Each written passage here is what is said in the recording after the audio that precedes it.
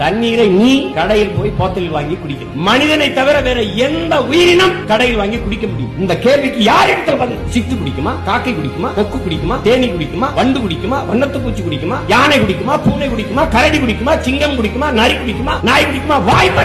நீர் என்பது மனித உயிர்களுக்கு மட்டுமானதா? இல்லை, அனைத்து உயிர்களுக்குமான உயிர் ஆதாரம் நீர். நீர் இல்லாம ஒண்ணு இல்லை. ஆனால் அந்த நீர் வியாபார பொருளாக ஆனது, மிக உயர்ந்த சந்தை பொருளாக ஆனது. எவ்வளவு பெரிய கொடுமைங்கிறது நீங்க கற்பனை பண்ணிப்பார். உனக்கு காடுகள் இருந்துதான் அருவி வந்தது, அதுல இருந்து ஆறு வந்தது, அதுல இருந்தா நீர் வந்தது, நீர்ல இருந்தா சோறு வந்தது, சோறு வந்ததுக்கு அப்புறம் உயிர் வந்தது, உனக்கு வாழ்க்கை வந்தது. ஆனால் இன்னைக்கு காடுகள்ல வாழ்ற விலங்குகளுக்கு நீ தொட்டி கட்டி தண்ணி ஊத்துகிறாய் என்பது வரலாற்றில் எவ்வளவு பெரிய கொடுமைன்னு. அப்ப எங்க போயிட்டு இருக்கு ஒரு நாடு?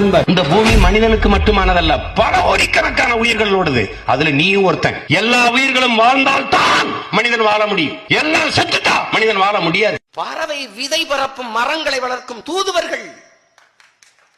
விதையை சாப்பிடும் என் அன்பு மக்களே, விதையை சாப்பிடும், விதையை சாப்பிடும். செரித்தால் மண்ணுக்கு உரமாகும், இல்லையே மண்ணில் மரமாகும். இதுதான் பறவைகளின் பணி. பறவை இல்லை என்றால் காடுகள் ஏது?